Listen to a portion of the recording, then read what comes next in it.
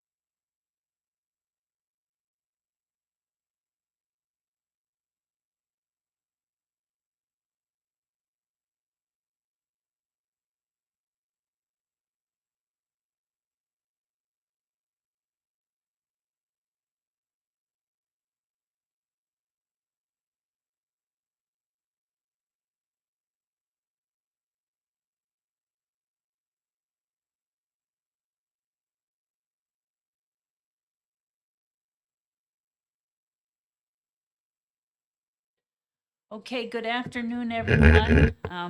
Let's call this meeting to order. Oh, there you are. Yay, our clerk is here. Big sigh of relief. Okay, terrific. Thank you. Um, Yes, our clerk has arrived. Okay, so I'm going to call the meeting to order. And why don't we start by having the representatives and senator introduce ourselves so that you know who we are. This is being recorded and it's on live stream. So, if you're in the witness protection program or, you don't like to see people, you don't want people to see the faces you're making when somebody said something you disagree with. So we're going to get started. And Senator, why don't you begin by introducing yourself? Good afternoon, everyone. I'm Denise Ricciardi, and I'm the state senator for District 9. And I was the sponsor in the Senate to have this committee come forward. And I'm really so happy to see all of you today. And I'm looking forward to finding some really good solutions to improve the quality of life for families with disabilities. My name is Kathy Staub. I am a state representative from Manchester. I represent Hillsborough District 25, which is Ward 5. And I am Jessica LaMontagne, a state representative from Dover, New Hampshire, which is Stratford District 17. And I'm the proud stepmother of a daughter with Down syndrome and have worked with her to find a housing solution for her. That's taken quite a few years, but we're in a good place now, and I hope I can work to do this across the state. Hello, my name is Representative Josh Okella, and I am a state representative representing Rockingham District 32, which comprises the towns of Fremont, Danville, and Brentwood. And I'm on the Special Committee on Housing. Thank you. Okay, thank you, everyone. Okay, so the first order of business on our agenda is to approve the minutes of the previous meeting. Does anyone have any corrections? I have a couple of minor ones. One is it says the rural garden housing in Concord. It's actually the Royal Garden okay. Housing. And Lisa Baudouin's name is Beaudin. Yeah. All right. Is there anything else? Okay.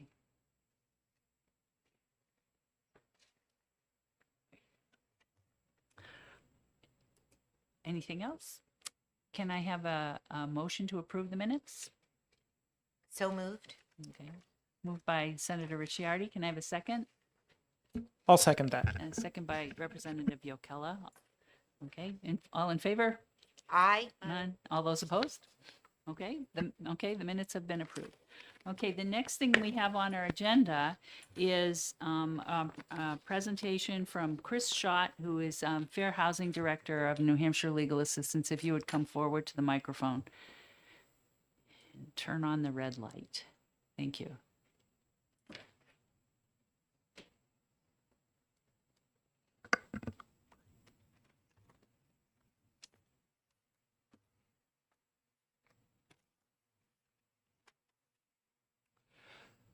Good afternoon, members of the committee. My name is Chris Schott, and I'm from New Hampshire Legal Assistance. I'm the Fair Housing Director at that project.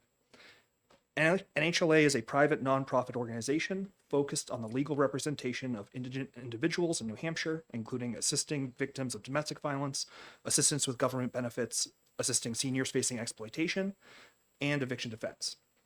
NHLA is also New Hampshire's only Fair Housing Initiatives program. This is a program created by the Federal Department of Housing and Urban Development to fund organizations at the state level who assist with enforcing the Fair Housing Act. As such, we receive funds from HUD to conduct outreach and enforcement regarding the Fair Housing Act here in New Hampshire. The Federal Fair Housing Act and our state law against discrimination protect tenants and homebuyers against discrimination in housing, thus making it illegal for housing providers to take adverse actions or treat people differently due to their membership in a number of protected classes. The federal protected classes are race, color, national origin, religion, sex, familial status, and disability, with our own state law additionally protecting marital status, gender identity, sexual orientation, and age. While NHLA provides assistance for any indigent person facing discrimination, regardless of what protected class they fall into, it is fair to say that the most common fair housing intakes that we receive are people, the people that we most often represent are those facing potential disability discrimination. Nationally, in 2022, 53% of all complaints filed with HUD or similar fair housing agencies were disability related. For New Hampshire generally and NHLA specifically, we see even higher rates of reports of disability discrimination. For example, in NHLA's grant period, and I apologize because these are not on a calendar basis, but between June 2022 and May 2023, we received 92 intakes regarding potential fair housing issues regarding mental or physical disability. This represented 77% of our fair housing intakes during that period. The next grant period of June 2023 to May 2024 saw an increase to 119 mental or physical disability intakes, representing 87% of our fair housing intakes that year. It is true today that those with disabilities face significant barriers in housing, whether it's denied accommodations or not being able to access the services necessary to live independently. We are hopeful that by hearing others' lived experiences and the barriers that these people face, this committee will recommend constructive policy changes to assist those who face housing challenges due to their disabilities. I'm welcome to share any more of NHLA's personal experiences in representing clients facing disability discrimination and welcome any questions I might be able to answer. Okay, thank you. Does anyone have any questions for Mr. Schott? I do. Yeah. The people who come forward with disability claims of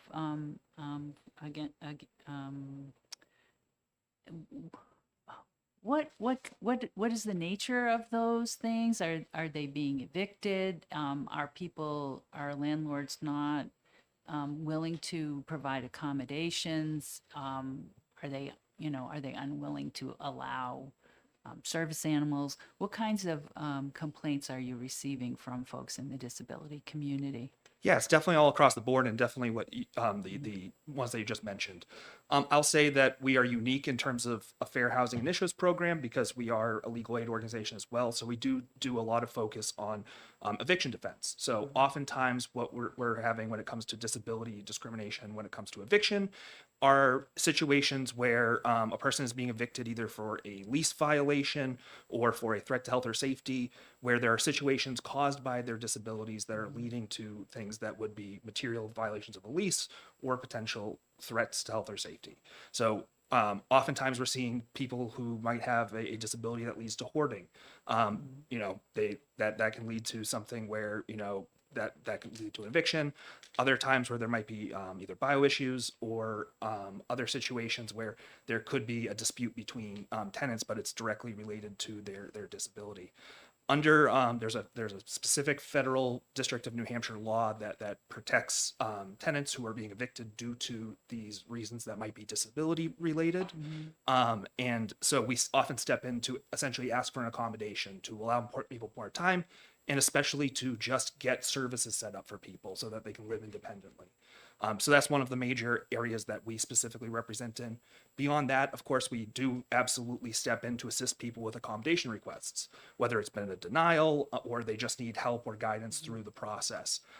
We will step in to assist with making these requests for accommodations or modifications. And that kind of wraps into as well what you were talking about with service animals, because by their definition in housing, an assistance animal is an accommodation in of itself. So we do see a fair amount of those cases and assist people with making those requests. Does anyone else have any questions? Representative Lamontagne?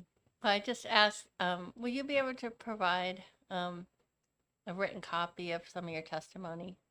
I find that you're talking really fast. And I apologize. Can't keep up with it. Okay, thank you. Thank you.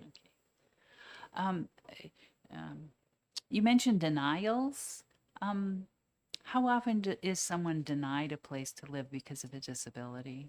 Is that common, or is it mostly once people are in apartments that they're being? Yeah, I think when I was saying denials, I was talking specifically about accommodation request denials or modification request denials. Okay. So I would say, I wouldn't have the numbers in front of me. We have occasionally, there will be times where somebody has, been applying for a place and they are denied a place because, while they're applying, they ask for an accommodation. That does happen. I would point you, actually, I think last week there was a recent HUD charge in Manchester regarding a tenant who they had a service animal with them. And when they went to do a housing, a tour of the house, the landlord demanded that they have their paperwork on them at that point before they had even submitted their application. And when they didn't have it immediately on them, they said they weren't going to rent to them at all.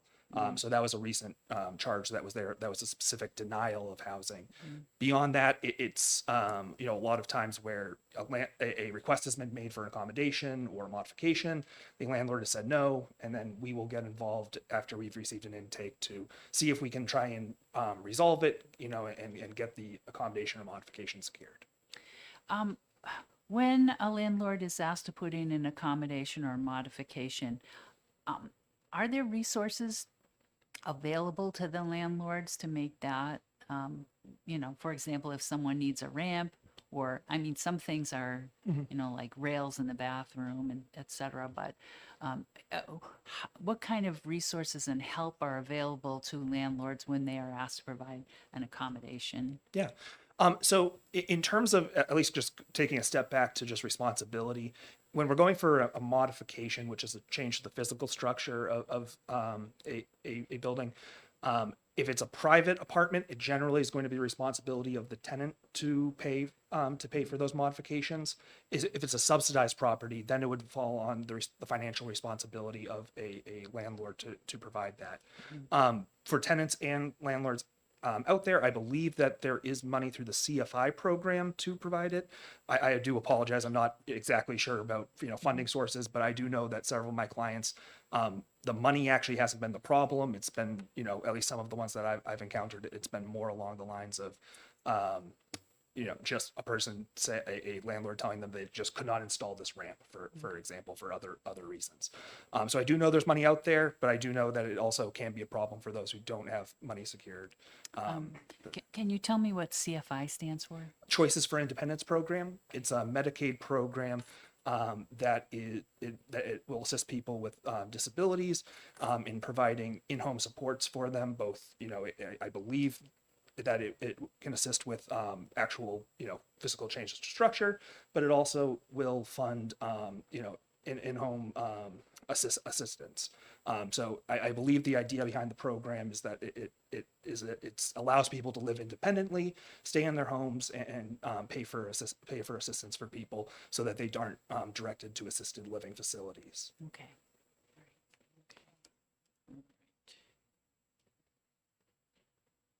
Does anyone have any further questions? Okay, thank you very much. We have your contact information if we need further. Great, thank you so If we much. have any further questions, we'll reach out to you. Okay. Okay. All right, thank you. The next person that I have on the agenda is Kim Wolk. Can Kim come forward? Thank you for coming.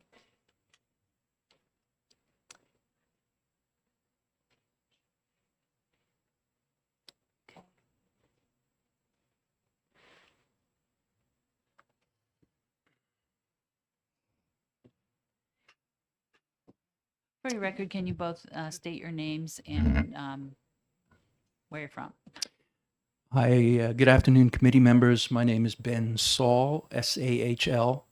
I'm the Director of Operations and Counsel to Visions for Creative Housing Solutions, which provides supportive housing for individuals with developmental disabilities and related conditions in the Upper Valley, with locations in Lebanon, Enfield, and Hanover. And with me is one of our residents who would like to testify today about her experience with housing in New Hampshire, Kim Wolk, W-O-L-K. All right, thank you. Okay, Kim, take it away. Good afternoon, committee members. As I said, I'm Kim Wolk, and I've been a resident at Visions for Creative Housing Solutions for 11 years this November.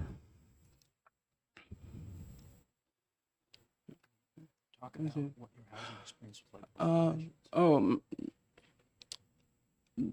Before Visions, my housing was in a condo. I was living by myself and apparently not working for me, being alone, isolated. What's it like for you, Visions? At Visions, I have friends and company and support.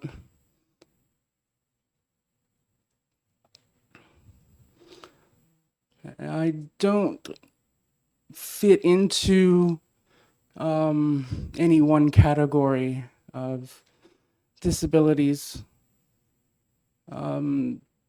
It's not apparently obvious, just by meeting me. On paper, I look good, and yet I live at Visions, and there is a reason. Because being alone was not the best living situation for me.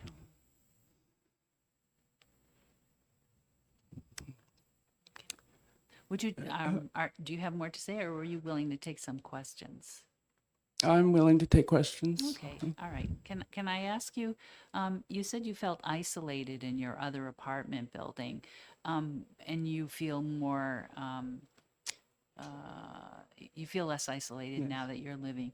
So how do you interact with the broader community, and how does Visions help you do that where you weren't getting that before Okay. in your condo? Visions has helped me in many ways, one of which is employment. And I do work full time. I drive and quite independent. And were you, when you lived in your condo, were you doing those things also? Yes, I was, but it's a lot easier with a support network. And how, can you describe the support network? What kind of supports do you receive?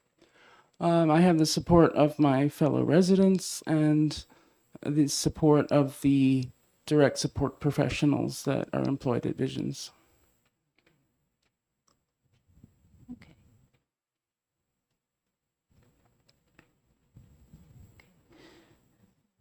Does anyone have any other questions? I do. Okay, Senator Ricciardi. Um, so through the course of our committee meetings, there has been different schools of thought.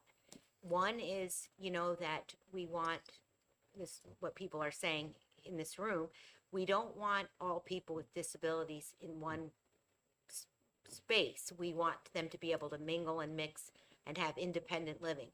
Then I hear your story, which sounds like it works better for you to be in a group with other people that share the same concerns you do.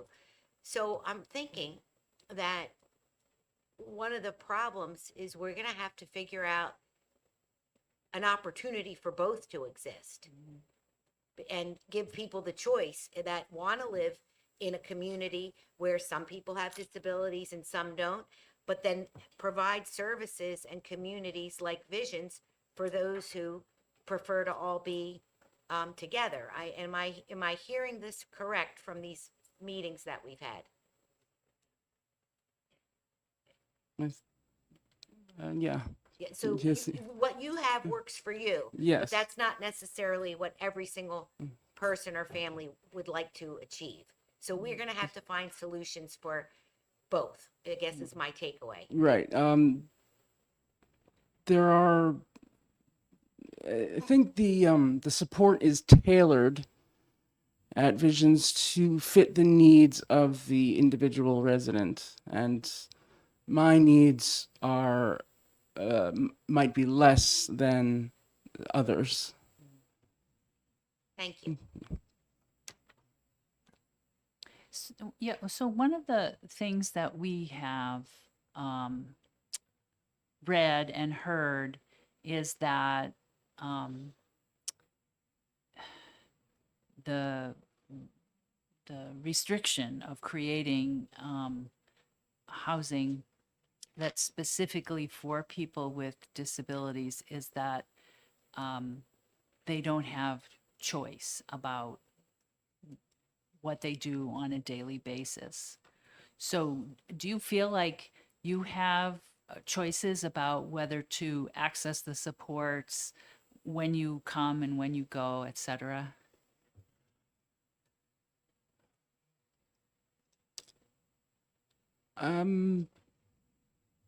The residents at Visions, they do have choices, and if there's an activity they want to do, then the support staff tries to accommodate each resident. And yes, I have the unique position of being able to decide, oh, I would like to do this, and I could go and do it myself, or join the rest of the group on an outing.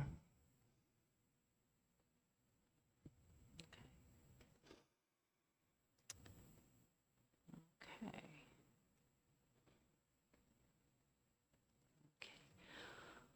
Okay, does anyone have any further questions for Kim? Representative Yokella? Yes. So you stated that you were living in a condo independently and that wasn't working out for you. Was how hard, I guess, was it for you to find this solution, this that worked out for you? Was there financial barriers? Was there time? Were you placed on a waiting list? How was that transition from needing support to achieving that support? My moving into Visions happened in the very early days of its creation. So there was no wait list. It was sort of a decision that I just had to make, and like what was best for me and for my family too. It's like, living alone, can I make this work? And the answer was no. And so the support network at Visions was really the best option. You want Um, describe to them a little bit the physical setting you live in, Bedingfield? Okay. Okay.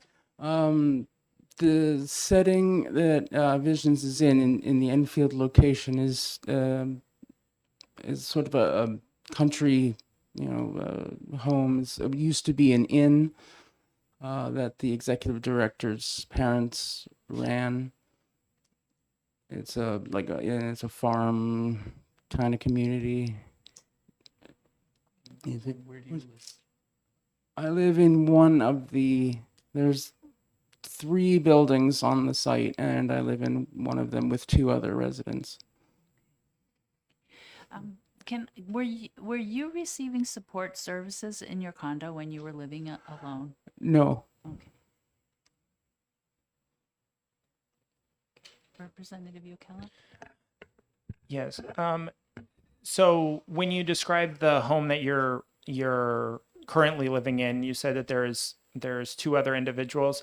Is that in that home? Are there like separate apartments, or is this kind of a where you have your own room, but there's a common living area? Yes, there is a common area. There's a shared kitchen and a common living room. I do have my own space with a sofa and TV and my own space. So there is an opportunities for gatherings if you want to have friends over. But then if you need alone time, I have my own space for that. And then do you eat most of your meals there? Okay. Yeah. I eat most of my meals there with the fellow residents. It would be on the weekends mainly because I work second shift. And is that in your house? Oh, that's in the main house.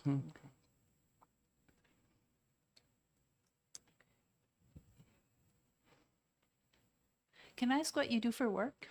I'm a secondary assembler. I work for Hypertherm Oh, okay. in light industrial plasma consumable assembly.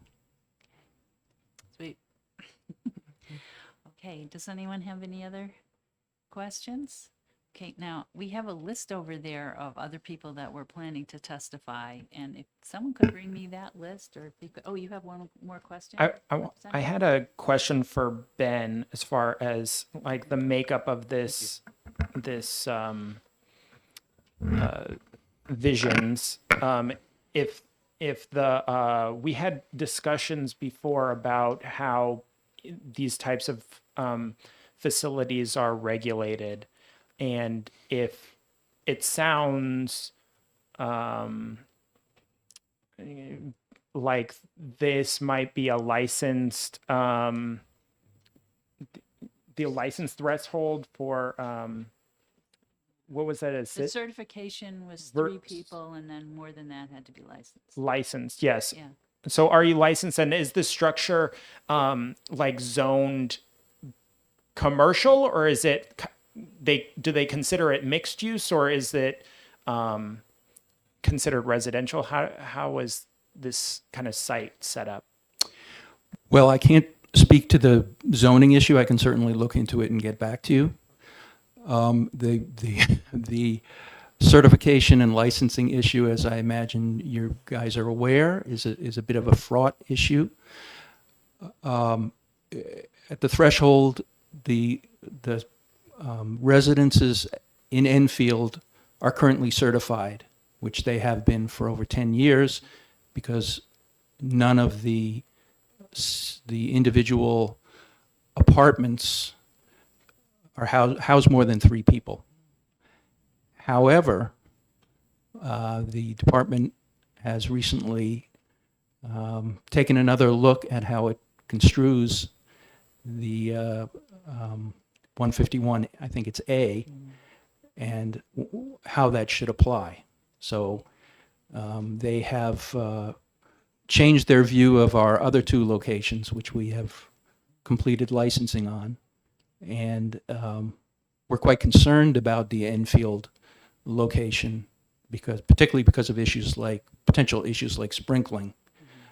We have older structures, which has the potential to be prohibitively expensive. And we also disagree with the department about the proper construction of the statute at issue. Okay, go ahead. When you're talking about the statute, you're talking about the regular, what kind of bucket you fall into, whether it's certification required or licensure required, or are you talking about their interpretation of a statute that might require sprinklers, or what specifically were you The referring former. to? So all of these locations are certified. The question is whether they also need to be licensed. And I don't want to get too deeply into the weeds, but we agree with what has always been the view of the Bureau of Certification and Licensing at DHHS, which is that certified locations which house individuals with developmental disabilities or related conditions, 3 or fewer, are subject to certification but do not require licensing. So they have essentially taken the view that the issue is what's the head count under one roof, rather than what's the head count in a certified location. Your location, as was previously described, has 3 buildings potentially, each with there's 3 people in the one building for sure that we have already heard testimony for. Are you talking about whether they might count the multiple buildings kind of all as one location and then make you fall under the licensing, even though they're technically different buildings, and so it's like different roofs? No, that's not exactly the way the issue is presenting itself. There are 2 other settings that are potentially going to require licensing.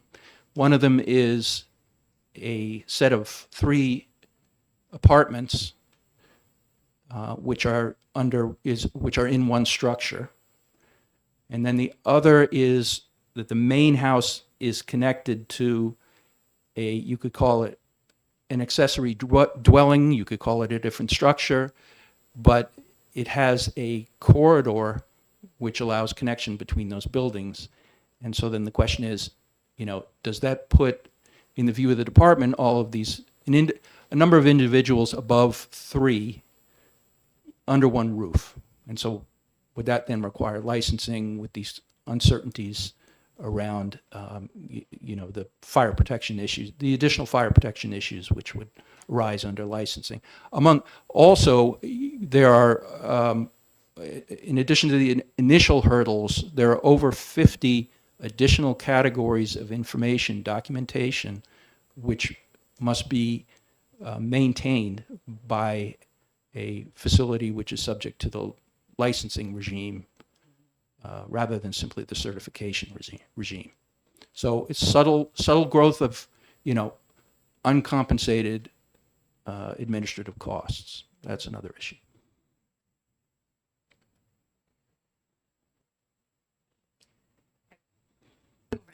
Thank you. I guess you didn't specifically state this, but I guess it was implied, and so I wanted to bring it out. If these this facility has three individuals housed, and is licensed or is certified, it doesn't require sprinklers. But if it was required to be licensed, that same structure housing those same number of people would require sprinklers, and therefore would be an financial burden on top of the licensure requirements.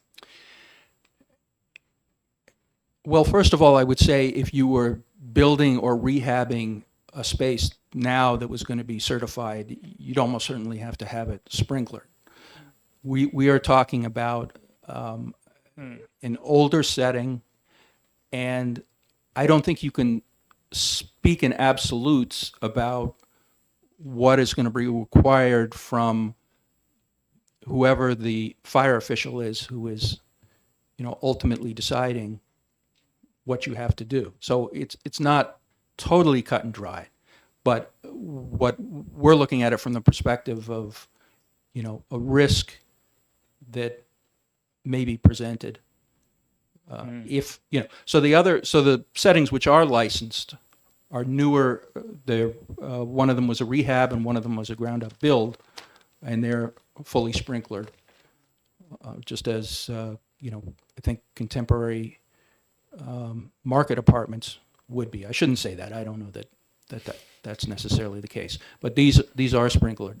But this older setting is not. And I'm sure that people could look at that and go like, well, they should be, and they're hardwired to the local fire authority, and people could say, and we do a lot of fire drills, everyone can get out of there quickly. So people could say, well, you can't have enough fire safety. And I certainly understand that view. But we also have a history of, 10 years of operating without incident. And, under certification, you're required to do periodic fire drills that include timing of getting individuals safely out of the physical site. Thank you for that. I'm definitely curious about how it is zoned, because we just recently passed a law that essentially said that they can require sprinklers for residential, like multi-family dwelling units up to for 3 and 4 unit structures. And once you go past 4, it's a whole different ball game. But I believe it was recently a law was changed as far as that. And so if it's classifying you as a multifamily unit structure, that may change, but how you're what regulations you're allowed to be imposed under. But if it's a commercial, I think commercials is going to more often require sprinklers. And so it would definitely be valuable if you could follow up on that. I'll do that. Thank you. Thank you. Does anyone have any more questions for Kim and Ben?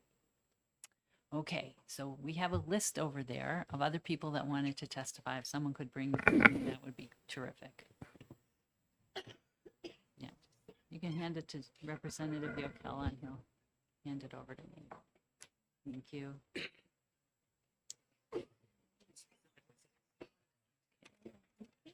Okay. All right. Let's see. The first person that I have on the list is Thomas C. Wood. He just left. Okay. Laura Williams Davies. Okay.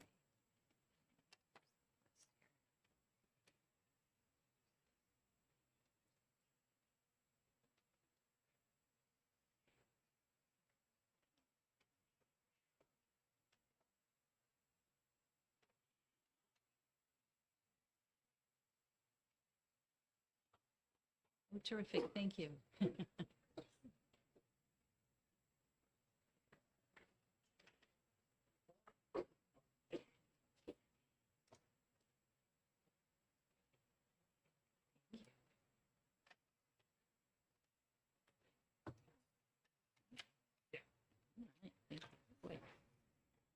Very efficient.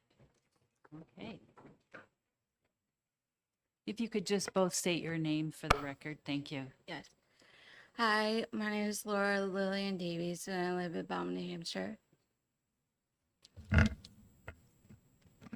Good afternoon. My name is Carrie Duran. I'm the legislative liaison for Lakes Region Community Services, and I'm just offering support today.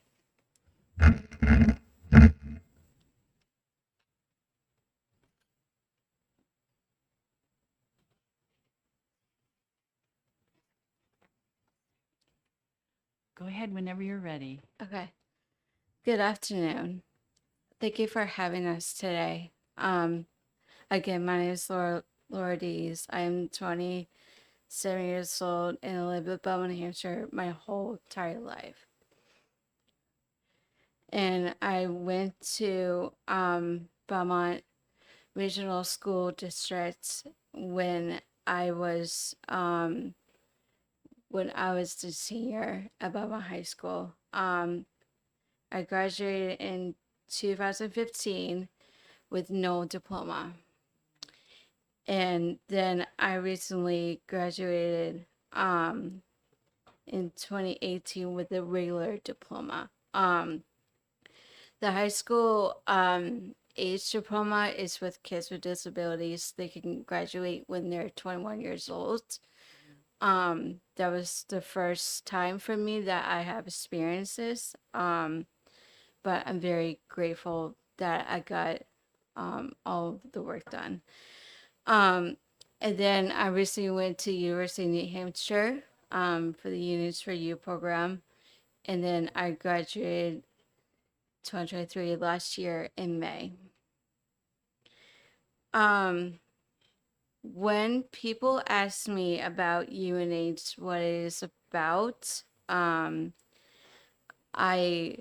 was the first with a disability who went to college for the very first time. And I was living in the dorm for 2 years on campus. It was very new to me, so I had to take classes and everything, but the experience was fun also. My degree was public relations, which is a science degree, but it's more for like legislation stuff. But during my time in high school, I did do a lot of internships. I worked at Fratello's for 5 years. And now I'm working at Market Basket in Tilton. So I'm very busy with my work. So, yes. Do you want me to hold it for you? Yes. Okay, so I'll start there. When people ask me about what my experience was like, let me tell you, I was homesick for the first time. It was hard for me, but I'm excited because I always wanted to go to school and go to college. When I needed support, I talked to my RAs and hall director and other students. I also FaceTime and use Zoom, and my family visit a lot. I loved having my own space. I live with people my own age, and I got to do what I wanted to do. I had a lot of responsibilities. I had to do my homework, clean my room, and doing laundry and having fun on campus. I used smartphone calendar alerts and apps like Campbell Knowability and UNH Safety app.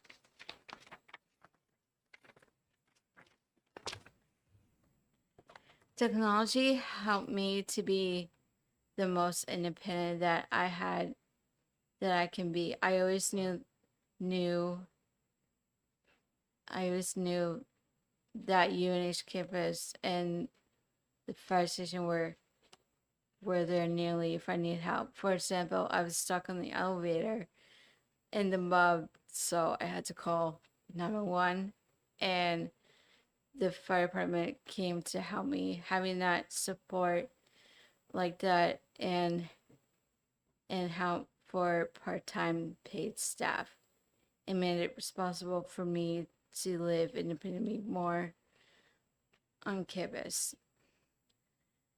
But the biggest thing I wanted to share is that I had access to so much. Everything was within walking distance.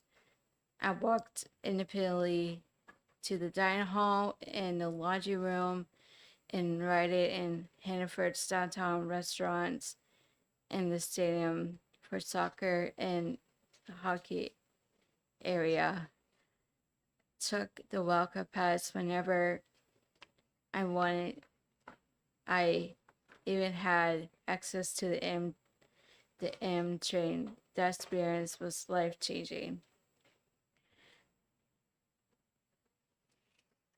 I am here today to talk about a big issue that we face every day: a lack of affordable housing.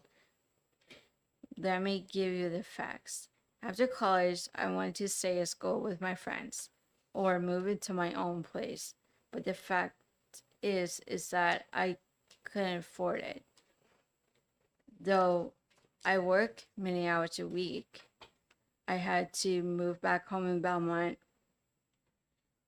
Apartments are just too expensive. When I moved back home, I was very sad. My friends are all far away. I feel like I give them my independence.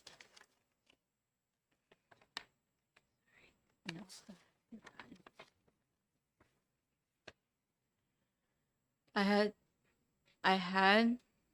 to have my mom and other people drive me to work, bring me to the gym, drive me to meet my friends, even if someone drive me on dates. It's embarrassing. Really, really embarrassing. It is hard for me to get around because I don't have a driver's license. Oftentimes it's because I don't have transportation, because I can't walk to where I'm going. FaceTime and Zoom is the only choice. I want to thank the study committee for continuing their hard work and helping people with disabilities and drivers. And there is no solution that works for anyone. Like many people my age, I don't want to live with my parents forever. And having my own place on campus, I want to get it again in the community.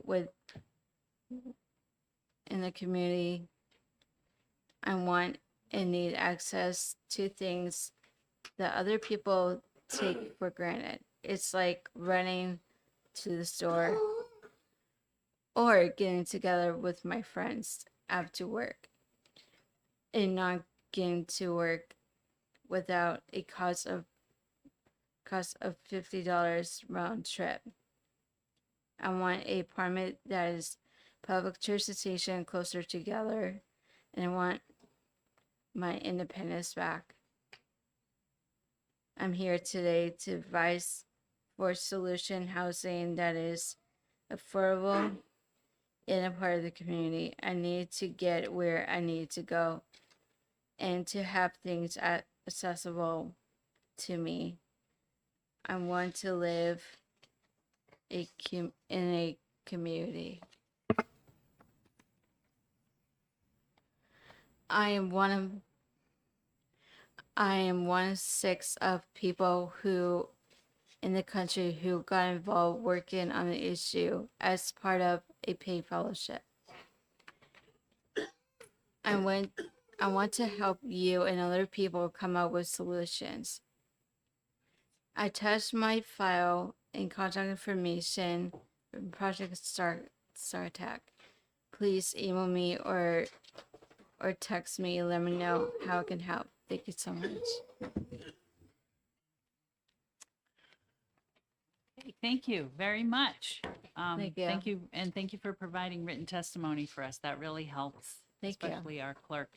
I just have one quick question. Yeah. Are you are you committed to staying in Belmont? You said you work in Tilton. Would you be willing to move to another community in that area in order to get the things that you need? I'm open to move anywhere in New Hampshire state. I mean, in my town, it's so small that there's not enough transportation or access to everything because it's driving distance, and that's been the hardest part in my community as I'm living there. So it is a big issue. So Thank you. Does anyone have any other questions? Just one. Okay, Senator, go ahead. Thank you for your testimony and Thank the work you. that you're trying to do. You did a really good job. thank you. So in your case, Mm, because everybody's different and their needs and what they're hoping to accomplish is very different, mm. but you really embrace that college dormitory type space, and that's something that you would be happy in. Is that correct? Yes. If I may. Yeah. In sharing about her college experience, I think that she was wanting to express, and correct me if I'm wrong, that she was independent. She could walk wherever she wanted. She could go to stores, hang out with friends, take a bus wherever she wanted. But she does want to have her own apartment. Thank you. Thank you. Any other questions? Okay, Mr. No, Mr. Yokella? All right, Representative Yokella, excuse me. That's fine. Thank you for coming. Thank I you. am interested in kind of where it seems like you're currently living at home Mm, with your parents, and Yeah. you have a job, and you were looking or open to moving and finding a place that is your own. Um, where, I guess, where have you been looking? Have you looked at any of the like towns around where you're currently working, or are you and are you actively currently looking? Or is there some other barrier, like the transportation, that kind of rules out some of the towns that you would maybe want to move to? Yeah, I mean, for me, it's just been really difficult because a lot of places in New Hampshire don't really have transportation. Like, if you were going to, let's say Boston, yes, there is, but I have looked online on Zello and other apps too, but the like the numbers are so high that it could be complicated because people like me have to pay rent and other people have to pay their own rent.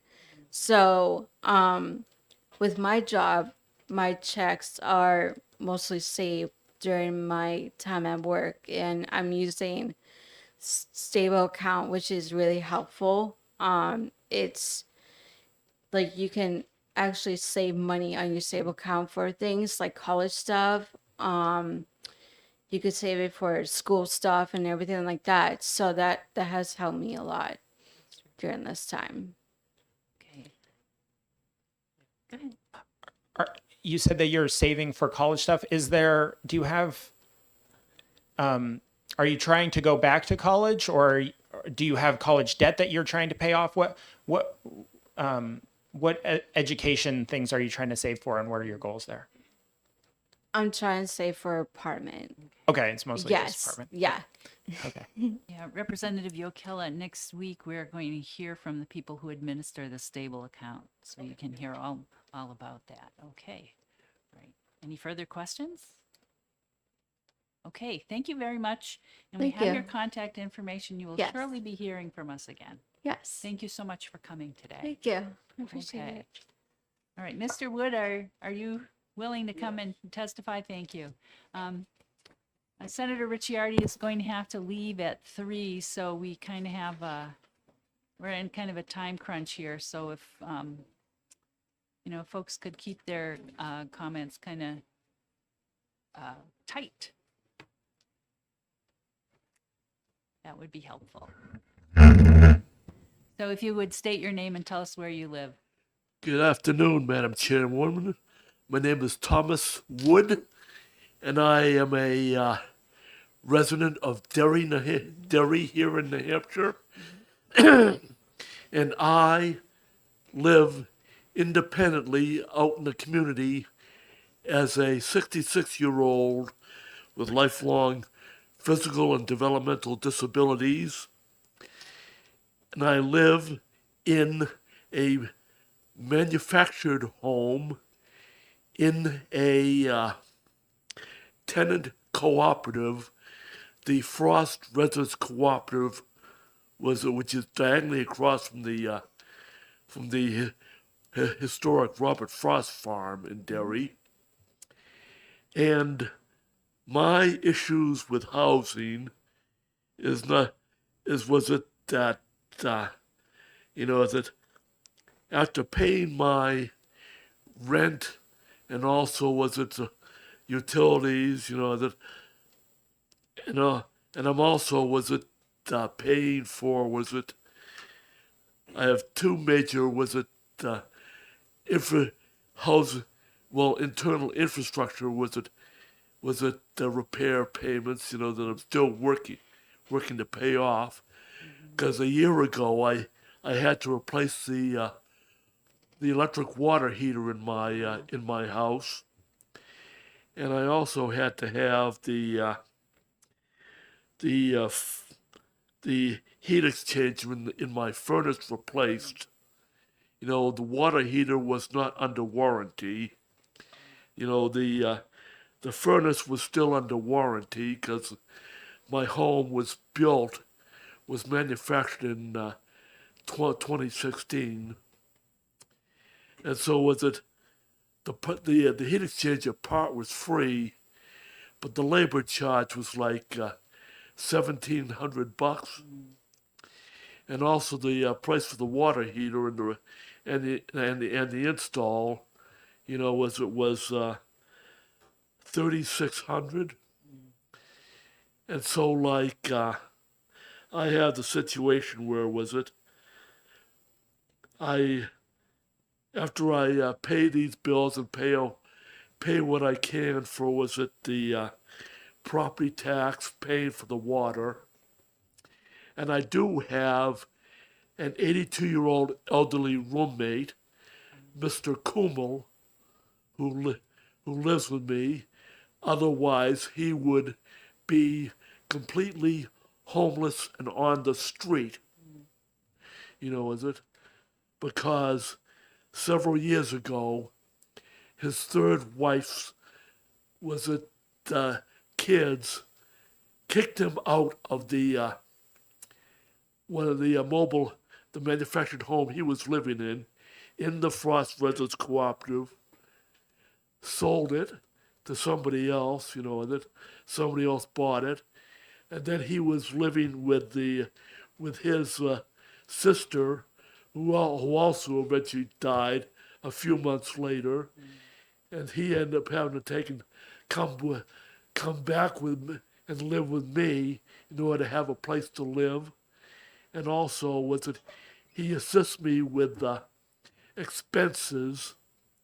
And I pay him about between $400 and $500 a month, so that's a fixed expense for me to help pay him back, to help him pay for other utilities like the phone, the cable TV and internet, and also the electric bill, because it's under those are under his name. But the oil and the hot water and the water are under my names. And of course the property tax. And I own my house outright. But I pay $380 per month for the lot rent, which is also the amenities fee for the Frost Residence Cooperative. And so every single month, I myself am broke. And of course, my roommate, Mr. Kummel, is also, broke by the time he, pays off his medical bills and all his, expenses, which include, upkeep and maintenance of a vehicle. And of course, I do not drive. I used to drive, and but I gave up the driving so that I could have a roof over my head.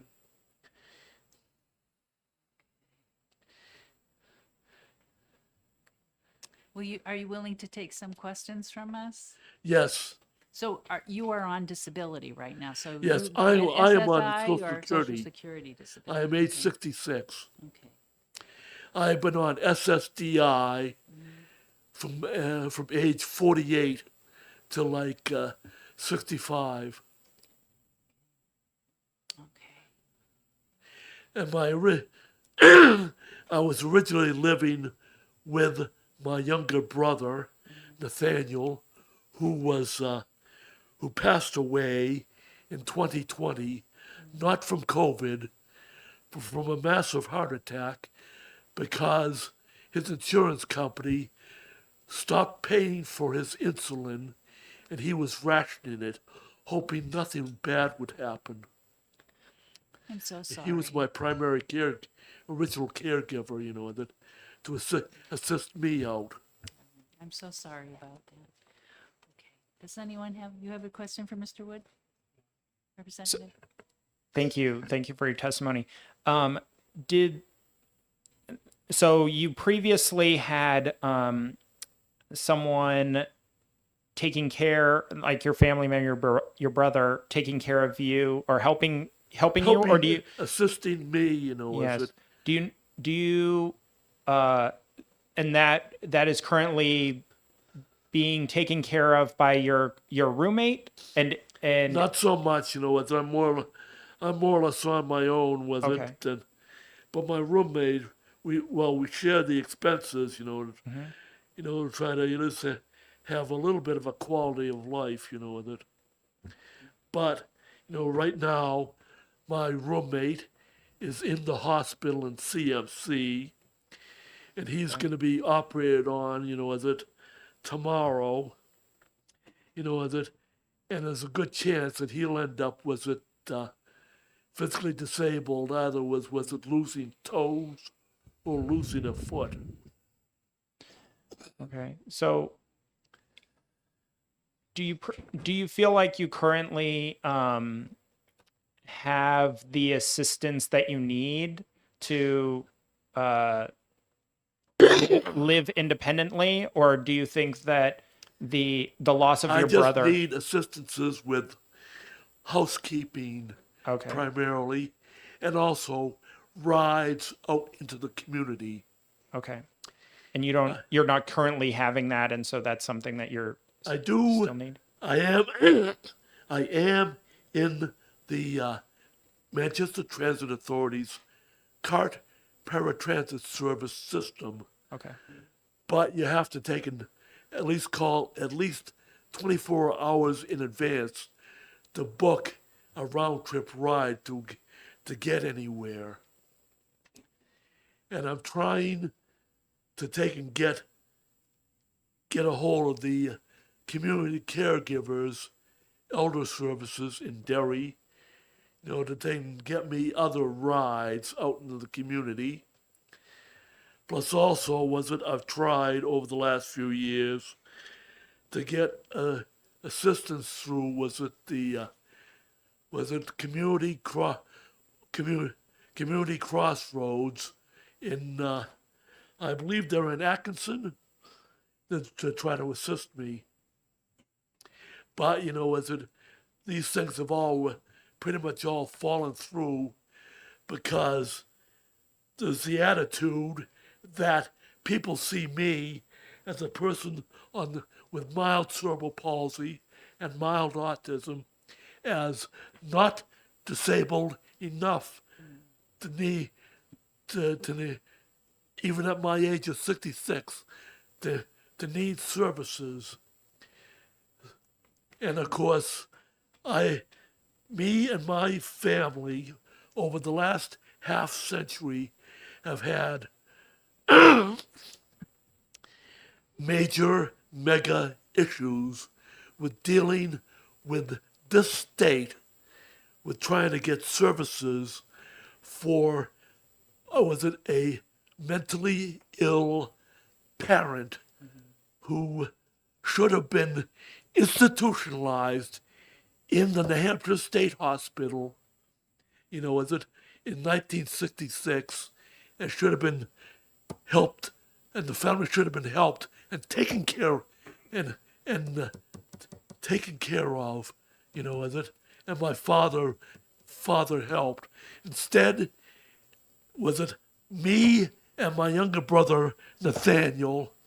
We ended up, was it being mental hospital orderlies from a very young age, all the way up until, was it our mother's death in 2008. And something that the state should have been doing to help, help her and treat her and get her well, never happened. This is one of the reasons why I do not trust the state of New Hampshire to take in, when I ask for help, to take and get the help I need. I'm sorry to That's hear my about major that. beef. Yeah.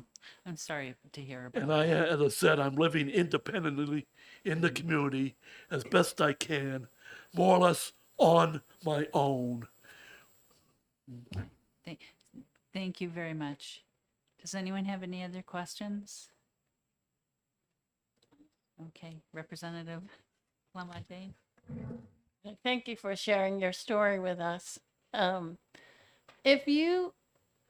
you think about the future and where would you like to live independently, would you like to stay where you are, or would you imagine living in another community? I would like to stay where I am, you know, with it. But one of the things that I'm going to need in the near future is I need a wheelchair ramp, and I have no money to pay for one. As my body ages, you know, and I become less mobile. Right. Thank To you. keep me in my home. Thank you. Thank you very much. Thank you for coming today. We really appreciate your testimony. That was very insightful.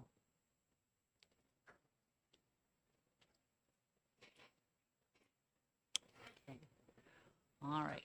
Next person I have on my list is Jessica Margison and Rachel Gagney. I don't know if you want to come up together or independently. If we could come up together. I was Yep, gonna say that's fine. first, but I'd like to give her some That's support. fine.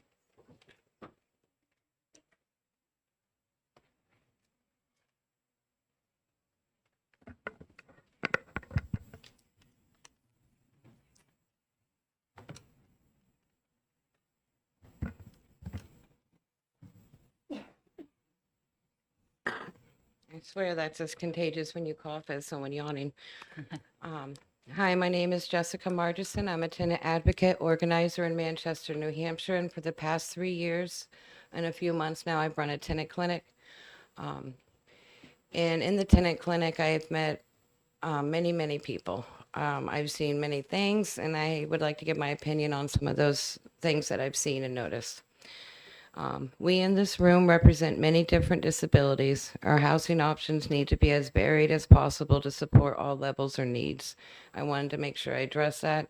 All disabilities are different, all needs are different, and if we can make sure that what is right for each individual is able to be attained, I think that's what we're reaching for here. What I see with, I love the Fair Housing Act and the help that NHLA has with helping the residents of New Hampshire. But unfortunately, what I sadly see is when they have a claim that they contact that group and they try and work through. I've had residents evicted before they got anywhere with pressing that Fair Housing Act claim. One of them recently was a family of four total. The elderly father's now in a shelter, who is on oxygen. And the rest of the family, we were able to get, luckily, after a week of being locked out, into an apartment. I had a understanding landlord, luckily. Emotional service animals.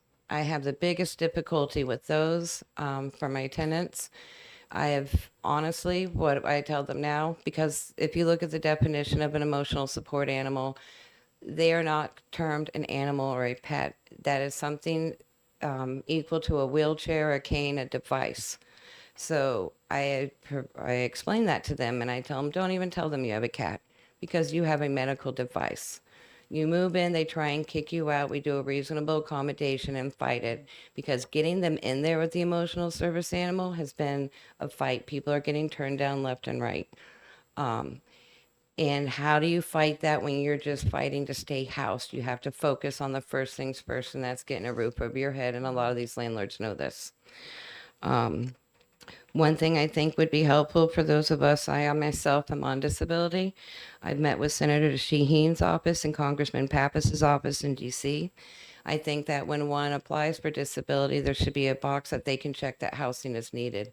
And once the disability rights are granted, it should be automatically enrolled into housing or public housing of some sort. Maybe there's something the state can do since the federal government isn't. And when those are on disability, they have some type of, we need some type of office to go to. Because the other thing I wanted to talk about is Section 8. The average person applies, they're on the waiting list 8 years. The best those on disability can get is a 2-year wait list, but that's still too long. If they know the avenues to go to have somebody help expedite their case, meaning there's certain paperwork that doctors or other professionals can do, I've done it twice luckily, where you can help expedite their case, and you basically list out everything that's wrong and why it's so important to get them into housing and why that depends on it. That can help expedite a voucher, but they have to have a particular doctor or a social working agency that can do it. Not everyone has access to that. So having a state agency where they could call up and have help getting that paperwork done would be helpful with housing programs. And the gentleman was right. You can only have a car or a house now. It's too hard to have both. I also had to give up my car. With disability, my income after they deduct my Medicaid or my Medicare is only $13.62. I would only then income qualify for a little over $400 on an apartment. I'm not going to find that. I have to work. Luckily, I have a skill set of tenant rights because I had volunteered for many years doing that on my own and have been able to have work in that. This past January, they decided that I made $200 a month too much and took away my disability in January. I had to go a month with a lowered pay. I lost my housing during that month because I couldn't pay for my room rental. I was in my car, got back into a room for rent. Room for rents can be jokes sometimes. When people are desperate, you can go into not the best situation. So I spent a total of 7 weeks living in my vehicle this month, beginning of this year during winter time, until I could find a room that I could rent. Because that whole thing got set off. I had to lower my income by $200 a month. I finally got my disability back. I have a glass ceiling because of my disability. I can only make so much. That doesn't allow me to compete with others when it comes to trying to get an apartment. I'm lucky enough to have a good landlord now where I rent a room in a shared housing situation. My rent is $900 a month. It includes my utilities. I'm very lucky to have it. I don't know of many places like this across Manchester that are actually safe to be in also. Evictions. There's no safety net. One of the biggest things I have to explain to people on misinformation is there's no safety net for winter. A lot of people still assume that you can't be evicted during winter. The next they assume is that if you're disabled or elderly, there's a safety net there so those don't end up on the street. That's not true. I currently work at a shelter in Manchester, and I can tell you that is definitely not true. There's a good majority of people there that are disabled. I can't speak too much on that without my boss's okay. But my tenants that I work with my tenant clinic, the things I have seen of people, of landlords evicting tenants has been horrible. There's a few of them to this day that 2 years later, they're still homeless, waiting to get some type of housing. And because of no net out there. Renovation evictions are making it worse for those of us with disability because it's a threat that's easily done.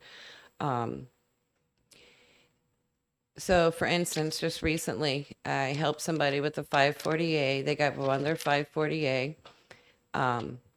They ended up in court for eviction because the whole electric needed to be changed out. So the renovation eviction was going to go through. I was lucky enough to make them a deal with the help of NHLA where they had 7 months of rent taken care of. But that's if you have those exact moments there. They had the 540A. They had me. They had NHLA. Not everybody has that. But they have 2.5 months left to find a place, and that's a mother who is disabled. The fiance just had to have major surgery himself. I don't know how they're going to move in a couple of months, but that's what they face. So if they complain about any issues, we're terrified too, because the next thing is a renovation eviction. And where are we going to go after that? There's no safety nets. The shelters are full. There's wait lists on every one of them. And last, because of this, there are people out there taking advantage of those on disability. Right now in Manchester, just to be safe, I don't want to mention the person's name, but I've spoke with many people that have been through it or know those who have. This person will find those who are on disability to get them into their housing. It's $200 a week. Sometimes on disability, you can bring home a range of $700 a month, sometimes lower even, all the way up to like $1,700. The range is in there. So for someone that's only at $900 a month, they're left with about $100 a month to meet all their basic needs also. And this brings us to Rachel. I wanted to be up here to give Rachel support. Okay, thank you. Okay, Rachel, are you ready to testify? I guess so, yeah. Thank you for coming. Okay. My name is Rachel Gagney. I am disabled. I became disabled as of 2008. I had 2 heart attacks. By then I had 2 strokes and 9 bypasses because I have got 2 blood disorders. One is antiphospholipid lupus. What it does is it causes your blood to run real thick and pasty like toothpaste. So I got a lot of blood clots. I had to go in for a double bypass on my hip, but they had to do a catheter test because my heart was congested. And that's what brought on the 2 heart attacks. It damaged 3 ventricle valves. And one of them was my aortic valve, your aorta valve. And they were doing all right for the past 2008, 16 years. And a couple of years ago, when we were evicted because of a renovation eviction, now all the stress has caused it to become very congested. It turned it from jello to concrete. So in 2 days, I have to go in for a valve replacement because it's got a small slit that's only letting a little bit of blood out. So, um, it took me 2 years to find an apartment because the rents are so high. I have got 3 social securities. I got mine, my husband's, and my granddaughter. Okay, me and my husband are both disabled. My granddaughter's got survivor because her father had died. Between the 3 of us, we're barely making it. We're lucky if we got $5 left by the 5th of the month, and that has to last us the entire month. Okay, our rent is $17.50 a month. We only make $31.50, so the rent takes up just about all of it.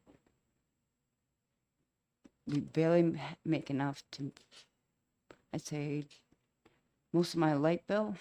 I'm lucky if I can put $25 on it a month.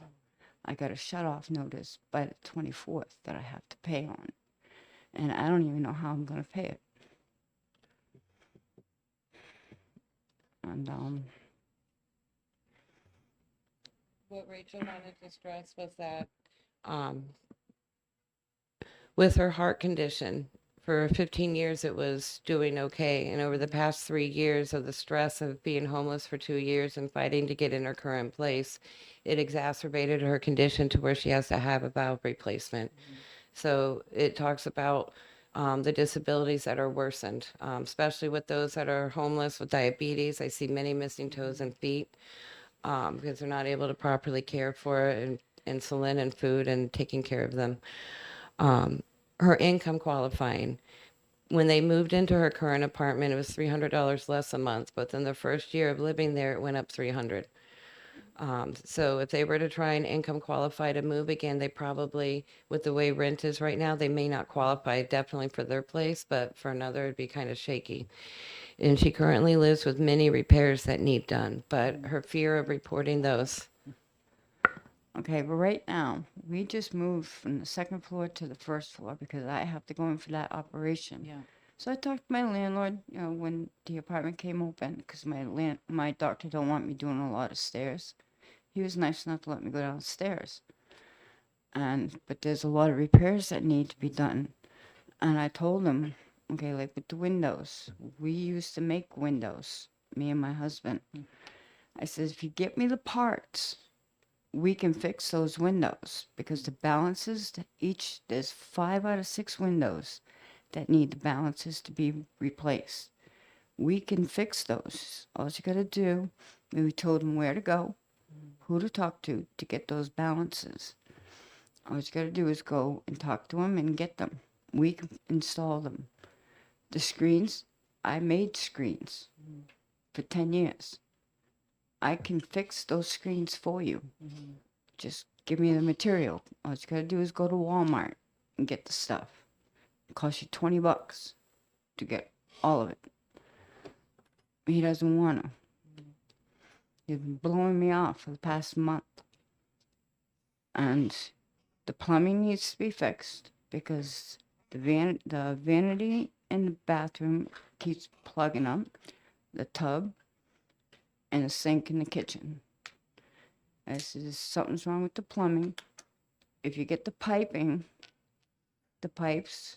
we can fix it. Because we did maintenance for our old landlord for 24 years. So we can fix it if you get the stuff. Okay? If it needs professional work, we got a friend who is a certified plumber. We can call him. Now, in our granddaughter's room, you need an electrician. We have a friend who is a certified electrician. We can call him, and he can fix those. You got 3 outlets that work when they feel like it. Plus, you could take your fingers and pop them right out of the wall. Okay. Okay, so something's wrong there. You need a certified electrician here. He knew it from the first day he showed me the apartment. And he keeps blowing it off. I'm ready to call Kevin, who is a building inspector in Manchester. But if I do, he's gonna he's basically going to condemn that apartment because something is wrong with the plumbing, something is wrong with the electricity. Where am I going to go? I would have to leave the apartment. I can't afford another apartment. I can barely afford the one I got. So what am I going to do? And then he'll evict me for it. Yeah. Or what did he say? If he does certain repairs, he'd have to raise the He's rent. he told me, he says, if I keep having to put repairs in your apartment, I'll have to raise the rent. He raises it anymore, I ain't gonna be able to afford it. Have either of you applied for housing vouchers? I have. Yeah. How I long have ago? I have another 2 years to wait for it. And Jessica, have you? I'm on the waiting list. They told me 8 years. She was told 2 years. It's been almost 2 years, but now they're still telling her another 2. And just in case there's an issue with this, currently housing has a new thing where they're able to go online and sign in and can say that they want to stay on this waiting list and make any changes needed. When I went in to help Rachel with hers, they had her income at 3.8 million. What? There was something that happened in the conversion or Wow. something, so there might be other people that are experiencing this. That possibly could be why she's lower on the waiting list, because the income is not necessitating anything. We did change it though. I don't know how many other people are running into stuff like this, so I just wanted to bring it to someone's attention in case needed. So when you applied, was that with New Hampshire Housing or was it with Manchester Housing? Both. Okay. Okay. I commonly in the tenant clinic will have the tenants sign up for both. New Hampshire Housing tends to be a little quicker, but they're different vouchers. And then we go to the next rung. You got places like Beach Hill Property, Metropolis Property Management, places like that around the community that offer the 50-60% AMI housing where you have a minimum and a maximum. And then they also usually offer the 30% AMI where they pay 30% of their income. So what it looks like is getting them on all the different levels so they can be somewhere while they wait. And even those community-based projects are easily 1 to 2 years wait list too. Wow. Okay. Does anyone have any questions? I know you've got to go. Yeah. Okay. I have just a, Okay. Yep. just a quick one. What did you say that was AMI? Area median income. And so there are programs that your rent is based on that in a community program. Yeah, it's workforce housing is looked at more as 50 and 60%. So like Beach Hill Property is a great one to explain it with. They have 2 different programs there. They have one where you have to meet a minimum, but you can't go over that maximum, and that's the 50-60% range. And then they have the other program where you would pay 30% of your income. That's similar to a HUD program. Thank you. Okay. But I'd also like to bring up that there's many project-based housing communities that are losing their, they're always set for anywhere from 10, 25, 30 some years. There's a lot of communities that are losing that cost-effective part. So there's going to be a lot more people facing homelessness, disabled, and elderly. Thank you. Okay. All right. Thank you both for coming. That was really informative. Okay, so I have a whole list of folks here. I have some folks we've heard from before, like Laurie McIntosh, but I'm really interested in getting people who else would like to testify? And okay, all right, okay. I'm hoping to at least get the folks with disabilities first. I'm a parent. Okay, okay. So, but. Okay, you can go after anybody who has a direct disability. Okay, that's okay? All right. Thank you. Thank you. Can you please state your name and? Okay. Yes, thank you so much for allowing me to speak to you today. My name is Ryan Donnelly. I am an advocacy coordinator with Granite State Independent Living.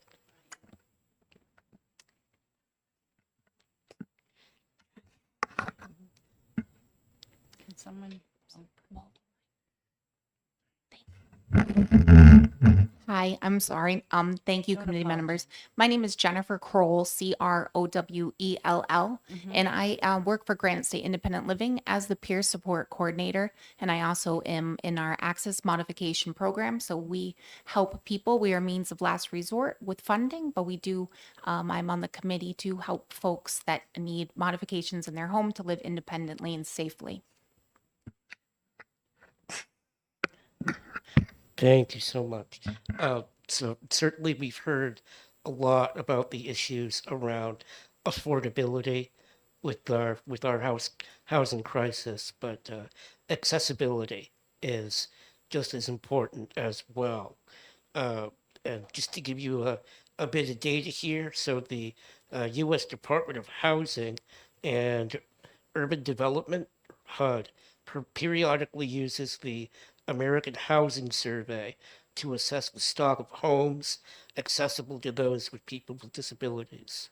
The 2019 American Housing Survey data shows that almost 2 in 10 U.S. households include a person with accessibility needs. So this may be someone like me who uses a wheelchair, a walker, cane, whatever. But of those households, 4 in 10 reported that their homes do not have accessibility features such as entry-level bedrooms or full bathrooms.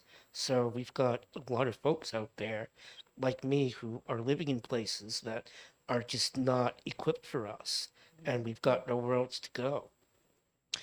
Only a very small share of households reported plans to install such features or to make accessibility related improvements to their homes. Obviously, there are home modification programs out there, but funding is limited, and there's only just so much money to go around to help these folks. In July 2023, a hearing held by the Senate Special Committee on Aging in Congress found that 26% of the U.S. population identify as having a disability. By 2030, 1 in 5 Americans will be over the age of 65. And keeping these numbers in mind, the committee found that less than 5% of the national housing supply is accessible, and less than 1% is what folks would consider to be wheelchair friendly. So that 5%, they might have a ramp to get in. They might just have uh, an entry level that's that's street level. Uh, but the bathroom might not be accessible. There may not be a bedroom on the first floor, things like that. So now, how do we address this? How do we solve this problem? Retrofitting older homes, and most of our homes are quite old, is just prohibitively expensive. In a lot of cases, it just doesn't make sense.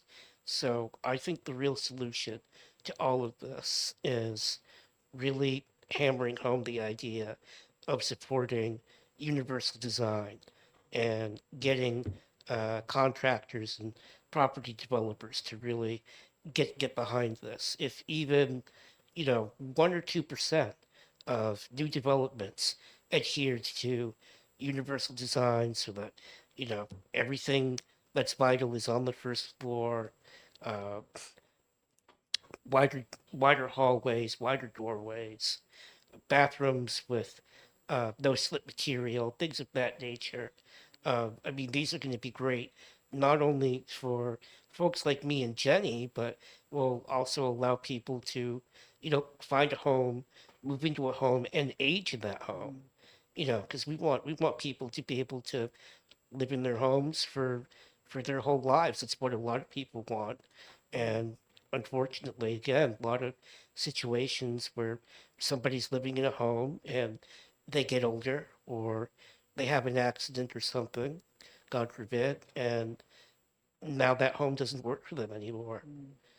So, you know, obviously that's something that's going to take time, for these new buildings to be built and all that, but I think it really is the most effective solution to this particular accessibility problem. And I'd be happy to take any questions you folks have. Okay, does Jennifer want to speak first, and then we can ask questions of both of you? Thank you. All right. I just want to give an example of being on the our AMP committee, our Access Modification Committee, Program Committee. We get our biggest requests are, and when I say we are the means of last resort, so when they come through Granite State Independent Living, we do try to search out other access to funds for folks. Our biggest two are ramps and bathrooms. Ramps can range from $4,500 to $9,500. That's for one ramp in a single home to be safe for someone to get in and out of their home. Bathroom modifications can range from $5,000 to $10,000.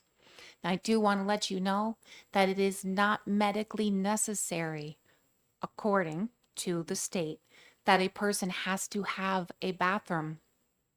They can have a shower, commode chair by their bed and can take a bed bath. So these are obstacles that people face every single day. I sustained a spinal cord injury 16 years ago. I was 26 years old, living my dream at that time and enjoying life. And in the blink of an eye, I had an accident that sustained a spinal cord injury. Did I ever think that this was going to happen? Of course not. Did my family ever think this was going to happen? Definitely not. But I'm very grateful for my family and friends as I have been able to have a very strong support system. And so for me, I do live independently on my own, and that just happened about 4.5 years ago. I did get my own place with my dog and with a caregiver that lives beside me. That would be the only way I'd be able to do this. But as far as funding, I had to get a second out that's safe for me. So I had to get a ramp put on the back of that doorways for me to be able to get in easier, as my hands don't function the same way anymore. My bathroom needed to be modified. I needed to get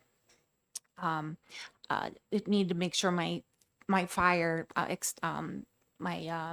just that it was safe, fire for access in and out safely, 2 different ways. These are a lot of things that cost a lot of money, and to find funding for this. Now, earlier they mentioned CFI, Choices for Independence. It's a wonderful program that people can have, and they do help with a lot of funding. But again, it's another obstacle, a lot more paperwork that people have to go through. Luckily, at Granite State Independent Living, we have a really great support system that we will help folks that are consumers figure out this paperwork. But I myself can speak from pure experience. It's very stressful. Every year I have to restate, yes, I'm disabled. No, I'll never walk again. Yes, I need help taking a shower. Yes, I need help getting dressed. Yes, I need help preparing my food. Yes, I need help going to the bathroom. Why do I have to state that all the time and every year? And I am not the only one that goes through this. And to have that all taken away from you, and then to just try to have a little bit of independence again in your life, and it gets taken even further away from you because there's no way you can afford it. There's no way you can get in it. There's no way you can maneuver. There's nowhere you can park. These are just obstacles, and these just add one by one by one. So each and every obstacle just adds on the paperwork, and you're just a piece of paper. And that's what you are until you make your voice heard, until you advocate for yourself. And by you all, the members of your committee, allowing us to be able to come up here and speak on behalf of myself and others is a great advantage for everybody. And I just would like for you to know that at Granite State Independent Living, we do have many programs for people, but there are many others that are out there that offer. It's just finding the resources and finding the help, and that can be really difficult as well. Okay, thank you. Does anyone have any questions? Okay, Representative Lamontagne. Thank you. Thank you. Do you, I didn't catch it. Are you an employee of the agency and help with other people? And how does your organization raise money to do what you do? Yes, ma'am. I am the peer support coordinator at Granite State Independent Living. I've been there for 8 years now. We dabble in a lot of the programs at Granite State. And as the only independent living center here in New Hampshire, we are a nonprofit organization. So we work highly on finding grants and fundraising. You're welcome. Representative Yokella? Yes, thank you.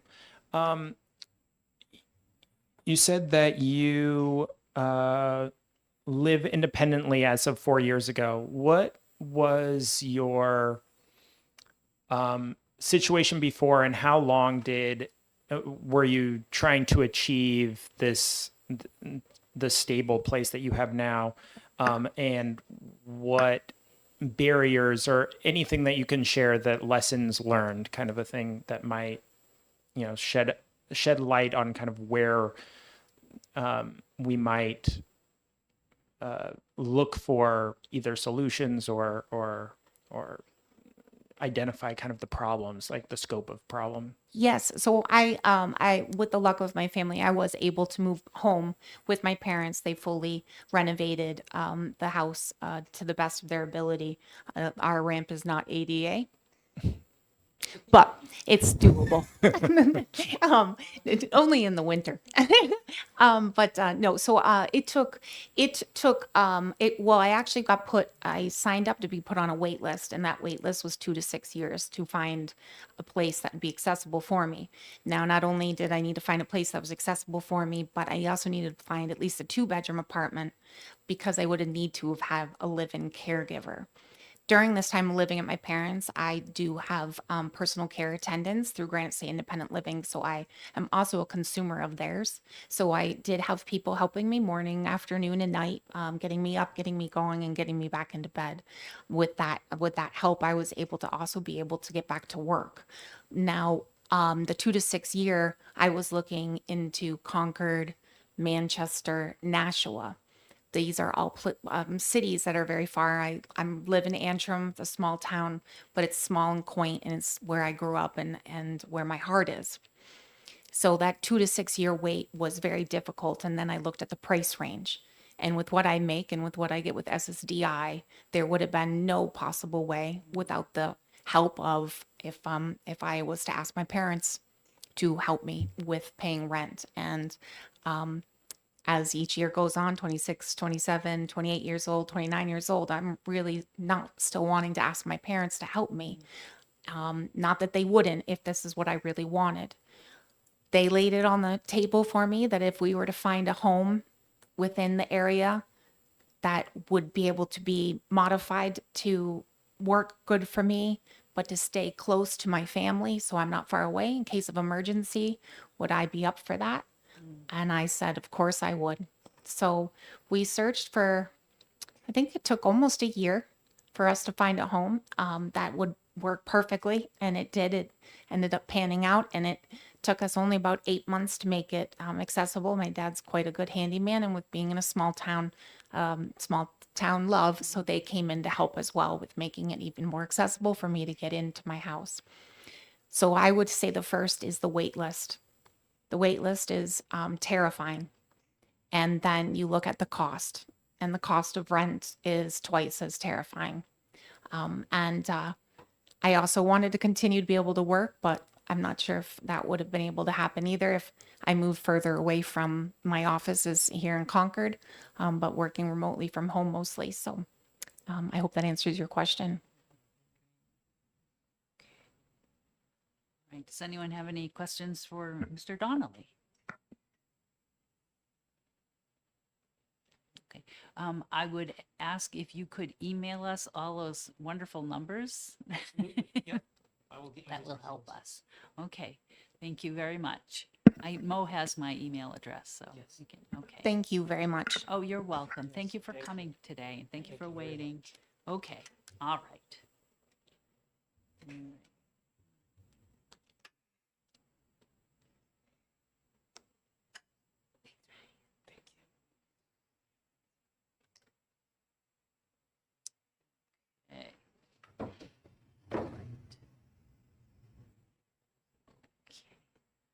Okay, Carrie, would you please come forward? Thank you.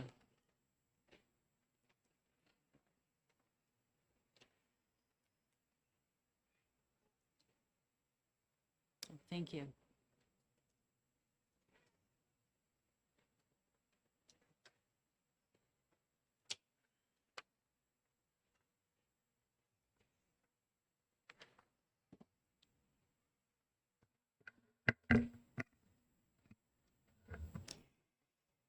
Good afternoon. My name is Carrie Duran. I live in Wolfboro, New Hampshire. And as you can see from today's hearing, I wear a lot of hats. I am the legislative liaison for Lakes Region Community Services. I'm also a parent volunteer with the New Hampshire Council on Developmental Disabilities. But my most important job is that of mom. I'm a single mom of 3 amazing girls. My youngest daughter, Katie, who I just shared some photos with you, she's in the center. She is quintessential, the 13 going on 30. She was born with Down syndrome. I am her full-time caregiver.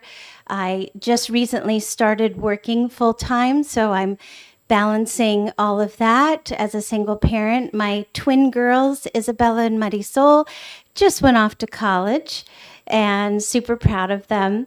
But I'm sharing photos of them to show you just what some of the many faces of the New Hampshire housing crisis looks like. Because not only am I here as a parent thinking ahead for my daughter, Katie, who has big dreams, and as her parent, I am here to make sure those happen as best as I can and help her to advocate for herself. She wants to have her own apartment. She wants to have her driver's license. She wants to go to college, have a job, get married, have a family. And I'm very concerned as to what her future is going to look like once I'm no longer the primary support person in her life. Where is she going to be able to live affordably?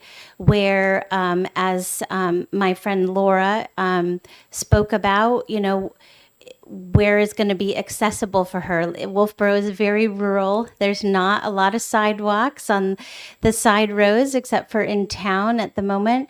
But I'm thinking ahead as to what her options will be, what her choices will be. Where does she want to live, either in the city or in a rural area? And even for myself, being a lower income single mom, I've struggled finding housing for the 3 of us. I am fortunate enough that I live in Harriman Hill in Wolfboro, which is part of Lakes Region Community Developers. I've lived there for 10 years. And it is an income-based workforce housing community that I absolutely love. It's beautiful. I feel very fortunate to live there. And currently, Lakes Region Community Developers is working on another phase of the development that would include supportive housing for people with developmental disabilities. My daughter Katie is served through our local area agency, which is Northern Human Services, not the agency I work for, Lakes Region Community Services. And so Northern is working and partnering with Lakes Region Community Developers. Our biggest hurdle, and I know you've heard this, is at all the local meetings that I've attended in the town of Wolfboro and other areas, when supportive housing or non-traditional types of residents, whether they are persons with disabilities or mental health concerns, or perhaps recovering from substance abuse, any kind of supportive housing, there's a stigma. And I am hearing all the time the not in my backyard. So I go constantly, my kids growing up, they're like, Mom, you're going to another town meeting. Can you just stay home? But I would drag them everywhere because I thought it was important that people see the faces of those who live in lower income housing or supportive housing. And that's me and my kids. My daughters, who are 18 starting out in college, someday I'm going to be passing the torch to them in looking out for their younger sister. And I really want to make sure that through the work of this committee and beyond, that there are choices, not only for my daughter Katie, but for my daughters once they graduate high school. They already graduated high school. I can't believe it. Once they graduate college, they are not even sure how they are going to afford to live somewhere. And then taking on potentially in their future, caring for their sister, and what is that going to look like, and how are they going to be able to afford it. So as a mom, I have a lot of concerns. It was such a pleasure to be here today to listen to all the amazing advocates in the room and the testimonies. As you can see, there's so many facets of this concern. The housing crisis, we could all be here for days and days, as you imagine, learning about all the different facets. But again, I'm so grateful to have been here today and just to show you the faces of my family and what our concerns are. Thank you for the opportunity to speak today. Thank you very much. Welcome. Happy to take any questions. Next week, we're hoping to hear from developers.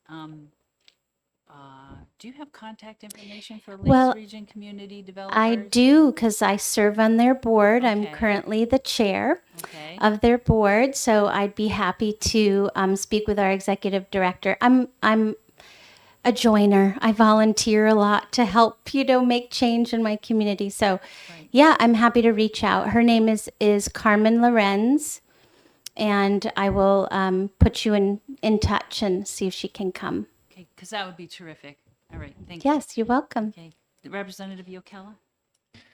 Yes, thank you. I'm definitely interested in the development that you have, and we heard a lot of discussion, I guess, about like the walkability and the proximity to services and stuff like that, and then also kind of interested in how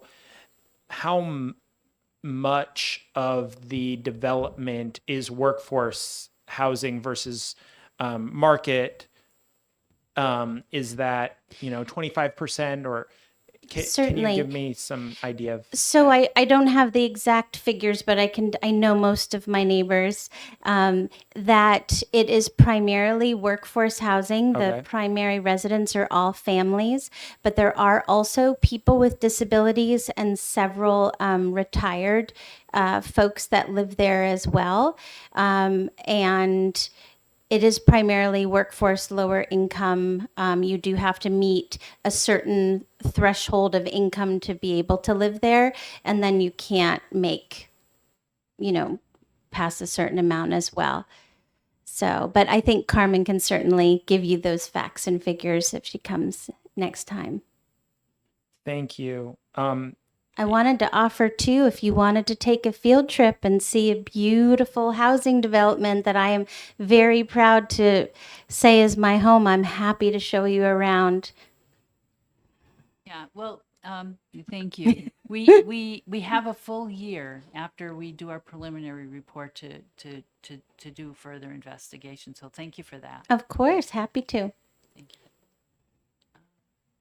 Representative Lamontagne. Yeah, thanks. Just for the record, you work for Lakes Area- Region Community Services.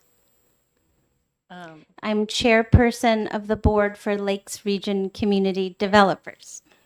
okay, but Yes, there's a lot of Lakes Region. Lakes Region Community Services is not one of the area agencies. It is one of the It is, area but then- agencies. but your daughter is served by. Northern Human Northern. Services. Okay. Yes. It's a lot. It is. Okay. All right. I have a Great. list of. Well, thank you so much. Thank you very much. Okay, so I have a list of names here. I'm not sure everybody did everyone who signed in wish to testify here? Okay. All right. Okay. Well then, I won't just go through the list. Would anyone else like to come forward and testify at this point? Okay, good. All right. Does anybody have anything else to say before we adjourn the meeting? I'm a little concerned that people might have had to leave early, and since there was a lot of people that came to testify, obviously it's hard to that people may have time constraints, but we have at least one more meeting, right?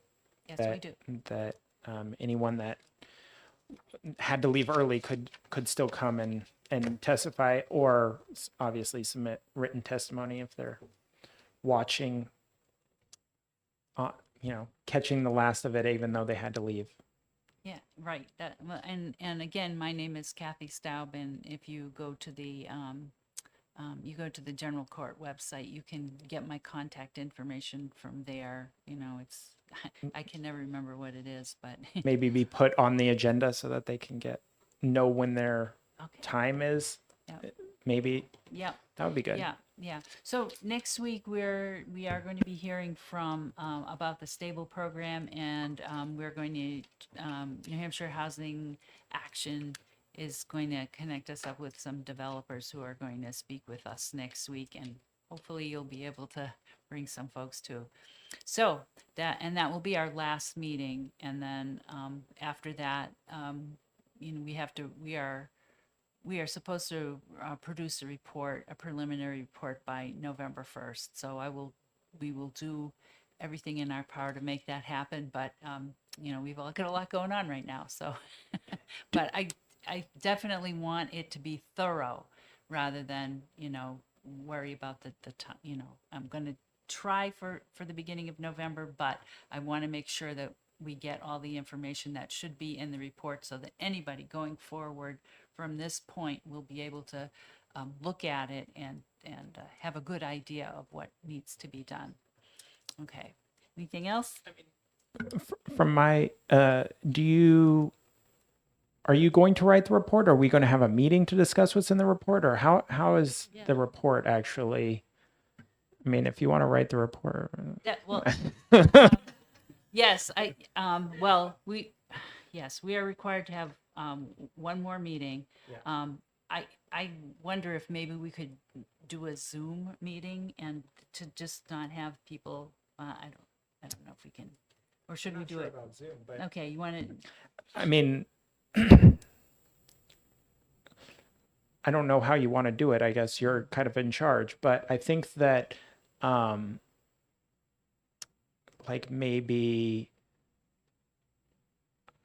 I guess if you don't want to have a separate meeting regarding it, like maybe having like people submit their thoughts to you, and then you could draft something, and then we can.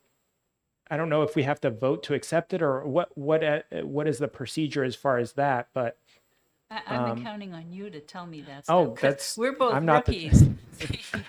You're the I haven't experienced been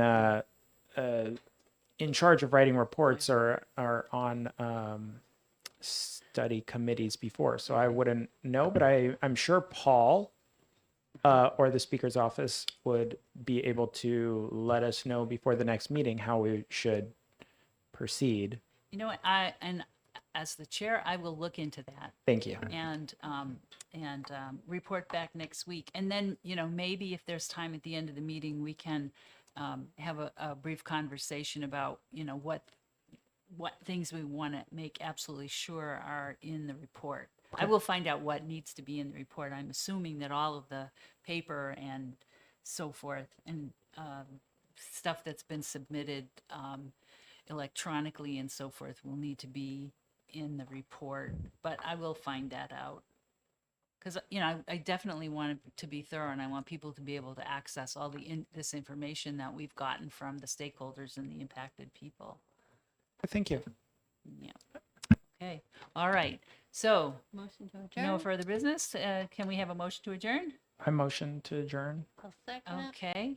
All right. Thank you all for coming, and maybe we'll see some of you next week. And